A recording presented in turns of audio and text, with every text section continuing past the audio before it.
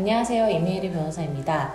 요즘 연예계와 스포츠계에 정말 떠들썩한 이슈가 많죠. 그래서 오늘은 이성균 씨와 가수 지드래곤 씨가 연루되어 있는 마약 사건에 대해서 좀 궁금한 점을 얘기를 해보고자 합니다.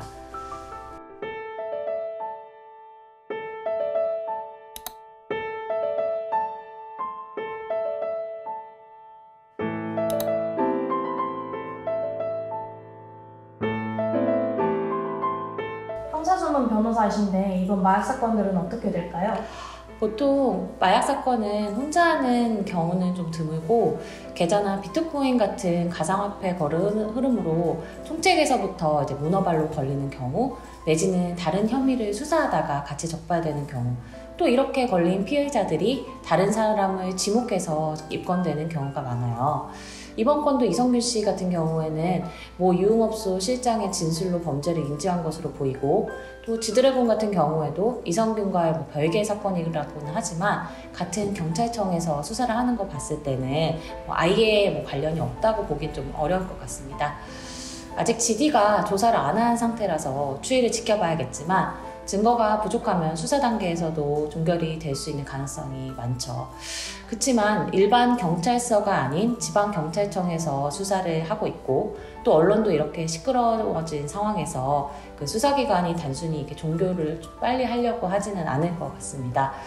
그래서 증거가 어느 정도 소명이 되면 그 불기소 결정은 좀 어려울 것 같아요.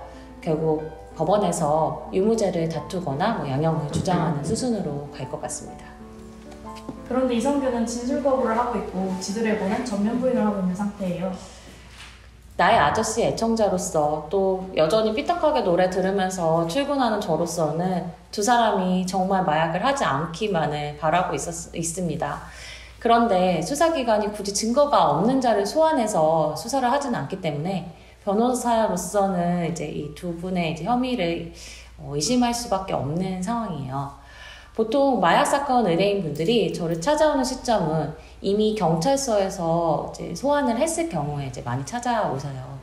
그래서 무엇 때문에 본인을 부르는지, 또 이거에 대해서 부인을 할 수 있는지 그런 거를 많이 여쭤보시죠.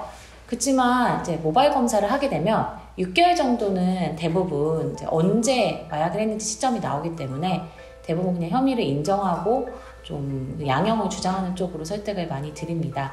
그렇지만 두 사람 모두 연예인이라는 특수한 신분에 있고 광고나 기타 계약들의 시간이 많이 남아있기 때문에 그걸 고려하면서 부인을 하면서 시간을 끄는 소송 전략을 선택할 수도 있다고 생각해요. 아니면 두 사람 모두 정말 억울한 상황에 있을 가능성도 아예 배제할 수는 없을 것 같아요. 생각보다 마약 소변 검사와 모바일 검사가 늦게 되는 것 같던데 혹시 연예인이라서 특혜가 있는 걸까요? 그런 건 아닌 것 같고요. 먼저 어떤 사건이든 경찰 소환 조사가 생각보다 빠르게 진행되지는 않습니다. 특히 요즘처럼 사건이 이제 경찰서에 많이 적체되어 있는 경우에는 고소장을 제출해도 한 달 가까이 그 소환 조사가 안 되는 경우가 많아요. 저희 의뢰인 같은 경우에도 이미 수사관이 마약 조사를 위한 소환 날짜를 잡았는데 이제 변호인과 상의를 한다, 내지는 선임을 한다는 이유로 이제 그 조사 일정을 미루는 경우도 있고요. 아마 이 사건의 경우에도 변호인과 수사관이 조사를 하는 날짜를 이미 조율을 할 것이고, 또 통상적인 경우에 비춰봤을 때도 이성균 씨의 검사 날짜가 늦은 것으로 보이지는 않습니다. 그렇지만 보통 하루에 이제 간이 검사, 모바일 검사, 조사 이게 같이 다 이루어지는데, 이성균 씨 같은 경우에는 1시간 정도 조사만 하고 이제 다시 재조사를 한 걸로 제가 알고 있거든요. 그런 경우는 흔치 않은 경우이기는 해요. 자진출석 의향서라는 거는 저한테도 되게 생소한 서면이에요. 사실 변호사 생활하면서 그 자진출석 의향서라는 서면을 제출해 본 적이 없어요. 그래서 지드래곤의 변호인이 이런 서면을 제출했다고 했을 때 이거를 왜 제출하게 됐을까라고 의도를 좀 생각해 보게 되었습니다. 이제와 경찰이 지드래곤을 체포할 건 아니고 사전 구속영장을 청구하는 거를 좀 생각을 해볼 수 있는데, 그 구속영장이라는 거는 요건이 좀 있어요. 예를 들어서 증거를 인멸할 수 있다든지, 아니면은 주거가 부정하다든지, 아니면 도망갈 수 있다는 그런 사유가 있다든지 이런 것들이 있어야 되는데, 그 자진출석 의향서라는 말 그대로 내가 도망 안 가고 가서 수사를 받겠다 이런 뜻이잖아요. 그러면 결국 구속영장을 청구할 수 있는 사유에 해당되지 않게 그런 방법을 쓴다고 볼 수 있겠죠. 그래서 지드래곤은 범죄 혐의의 부인 목적이라기보다는 구속을 피해 이런 걸 제출한 게 아닌가라는 생각이 들었습니다. 그렇지만 만약 지디가 결백하다면 이걸 제출한 의도는 자신과 관련된 부정적인 여론이나 이런 비난, 그리고 계약된 브랜드 이미지 실추 등을 생각해서 변호인과 사전에 미리 이런 부분에 있어서 협의를 한 끝에 이러한 서면을 제출한 것으로 볼 수 있을 것 같아요. 마약 변호 사건을 하면서 느낀 점이 있을까요? 마약 사건은 검사가 대체적으로 객관적으로 다 나오기 때문에 부인을 진짜 하기 어려운 범죄입니다. 그래서 대부분 이제 인정을 하고 양형 사유를 주장하도록 하죠.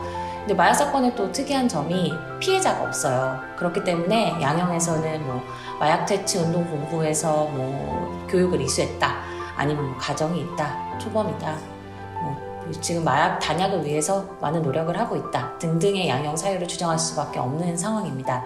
대마와 같이 비교적 경미한 마약은 초범의 경우에도 집행유예가 많이 나오지만 마약이라는 것이 워낙 재범률이 높아서 실형도 많이 나옵니다.